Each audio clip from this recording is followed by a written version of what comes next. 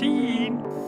Alien Soldier. This is the game I had the toughest time deciding on whether or not should be on this video because it can be a pretty inaccessible game for some people. The controls are a bit weird. You choose 4 weapons out of 6 to use. A selects the weapon, B shoots, and C jumps, while you can change your shooting mode from free range to fixed by pressing down and A at the same time. You can also press the B button twice at the right time to turn enemy projectiles into health. And there's also a dash attack, you can hover. Put all this together and it can be pretty tough to get the hang of. But once you do, this game is friggin' incredible. It's like one huge boss run featuring some of the weirdest creatures you'll ever see. Alien Soldier was only released in cartridge form in Japan and PAL territories, and it was only made available in North America via the Sega channel, but if you want to play it today, it's on the Sega Ages Collection, Volume 25, and on Steam as well for like $1, so what are you waiting for? Go check this one out.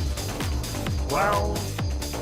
NHL 94, you're damn right I'm putting a sports game on this list, and why not? NHL 94 was revolutionary at the time, and it remains one of the most popular retro games to this day. It's an excellent multiplayer game, it's easy to get the hang of with fast, responsive, and immediate controls, and you don't even need to be into hockey to enjoy it. The controls here are almost like shoot-'em-up controls, where you're dodging and juking your way past your opponent, avoiding hits while trying to deliver your own, all while trying to sneak the puck past the goaltender. NHL 94 continues to be the standard by which all other sports games are measured.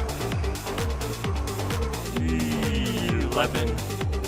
Pirates Gold. I admit I'm a little biased towards this game because when I first sat down to play it a few years ago, I was expecting something pretty lousy. I mean, it's a home console port of a pretty massive PC game, but man oh man, this game is just so much fun. It's an open-world exploration game where you can trade goods, recruit a crew for your ship, capture cities, duel other captains, seek out buried treasure, and lots of other stuff. It's surprisingly flexible in allowing the player to choose what they want to do and how they want to play, and it's done in a very player-friendly way, making things reasonably easy to figure out. Pirates Gold is one of those games where if you sit down to play it, you better make sure you've got a few hours free because it's really hard to put down. 10. Herzog Zwei. This game is way ahead of its time. It combines a bunch of different genres and game styles. We got shoot-'em-up mechanics, we got top-down run-and-gun stuff, we got real-time strategy. You can transform from a fighter jet to a mech, you can have combat units created and order them to attack the enemy base, and you can either play against the computer or against a second player. The action here is really fast, with no pauses to think about anything. You just gotta make your decisions and keep moving.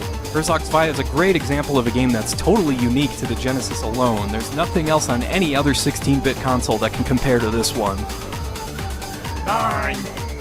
And the same could be said about Thunder Force 4, a horizontal scrolling shoot-'em-up that's arguably the best of its kind on the Genesis, and that's saying something because there are tons of great shooters in this library. You've got 10 levels total, although you can play the first 4 in whatever order you'd like. You collect tons of different weapons you can flip between at will, but really this is just really well made and a very well balanced game. The balance of speed is perfect while keeping the game challenging, the visuals are great, the soundtrack is awesome, and in a nice bonus you can even move the screen up and down to reveal more of the world you're destroying. It's always a tough call to pick the best shoot 'em up on the Genesis, but my go-to is Thunder Force 4. 8. Castlevania Bloodlines, one of the very best action platformers on the Sega Genesis. You get 2 playable characters, one with a traditional Castlevania whip, but one with a spear. And what really stands out here is the level design. There's 6 levels, but they may differ depending on which character you choose. And some of the settings here are just awesome, as you can see. Bloodlines does a great job pushing the Genesis to its limits, like this tower that slowly rocks back and forth, or these spinning platforms that eventually lead to this cool-ass looking boss fight, and of course the usual Castlevania motif is represented as well, where you have to climb through a clock tower. Even if you don't usually dig Castlevania, Bloodlines is still a must-play. 7.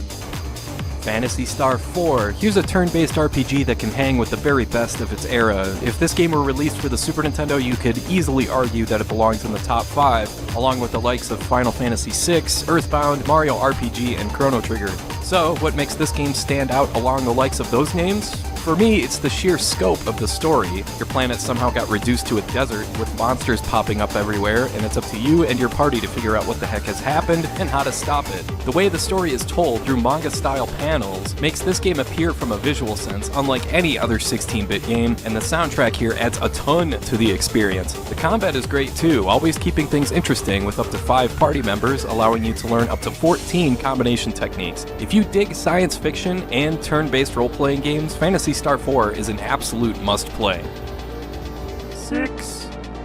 Sonic the Hedgehog 2. Some might think this is a little low, but we'll get to that later. This is just a classic case of a sequel doing everything it should to improve on the original game. Now, the original Sonic isn't on this list, but it's still a pretty dang good game. But Sonic 2 took that game's strengths and made them the focus of this game, like building the levels around Sonic's speed, making the player rely on twitch controls and memorization. Some people try and approach Sonic like it's a Mario game where you try and hop and bop your way, picking your spots and taking your time, and that's not really how classic Sonic games work. Here, it's a bit more about being able to explore and find hidden areas without losing your momentum, and it kind of reminds me a little bit of Donkey Kong Country 2. But yeah, Sonic 2 is a perfect case of a game where the more you play, the better you get, and the more fun it is. 5. Streets of Rage 2, easily one of the best beat-em-ups ever made because it's got the best control scheme of any beat-em-up ever. Yeah, Streets of Rage 2 has a lot going for it, from the visuals to the atmosphere to the soundtrack, but what makes this game as good as it is its layers of complexity. When you first play this one, you'll see you've got your usual punches, kicks, jumping attacks, and weapons, but the further you get, you'll be able to intuitively figure out all this other stuff that you can do. There's combos, throws, and enough suplexes here to make Brock Lesnar blush. And in addition to that, there's 4 playable characters here that all play differently, lending this game a ton of replay value. Make no mistake, Streets of Rage 2 is the total package. 4.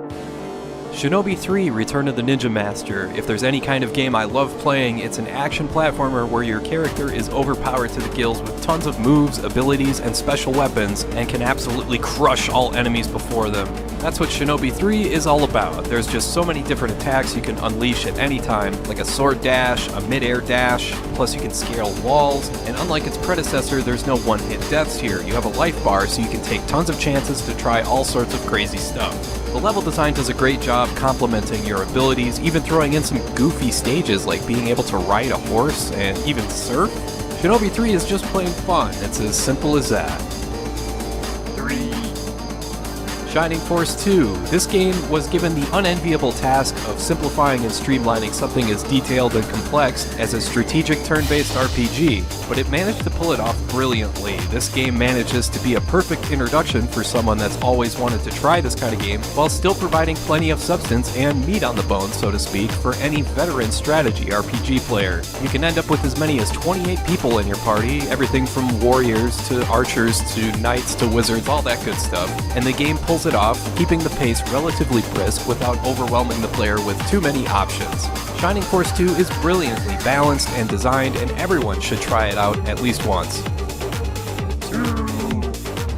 Sonic 3. You know what I said about Sonic 2? Well, that goes for Sonic 3 as well. This game takes everything from its predecessor, fills in even more detail and extra areas to explore, adds little touches like allowing Tails to fly for a bit, adds some new power-ups like a fire shield, which makes you immune to fire, an electric shield which acts like a ring magnet and allows Sonic to double jump, and a water shield that gives you unlimited air underwater. There's a new special stage that's even better than what's featured in Sonic 2, and the level design stays consistent overall, so there's no huge changes, only minor tweaks and additions that make the game that much more fun to play.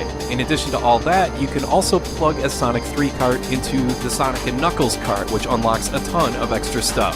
Sonic 3 is a great time, and it would be the best Genesis game ever if it weren't for 1. Gunstar Heroes. I mean, when you're doing a list of the best Sega Genesis games, it would feel almost criminal not to pick a game made by Treasure. They did such an incredible job developing titles for Sega, everything from Dynamite Headdy to the aforementioned Alien Soldier. I mean, they even made a McDonald's game, for God's sake, and it's actually really good. But yeah, Gunstar Heroes in particular is an absolutely exhilarating playthrough, and the reason I picked it for number 1 is because it takes full advantage of everything the Genesis does well. We've got massive explosions, huge boss sprites, tons of speed, tons of gameplay variety, creative level design, and when I think of Sega Genesis, I think of the visuals this game brings to mind. This game is a masterpiece from both a technical and design standpoint, plus it's just plain fun. I mean, you get 4 different weapons, and you can combine any 2 to create your own weapon, which creates some unique shot types that lend themselves well to each part of the game, depending on where you are. I can't rave enough about this game, it's just so much freaking fun. I've beaten it 3 times now, and you know what, I think I'll go play it again right now. Alright, I want to thank you for watching, and I hope you have a great rest of your day.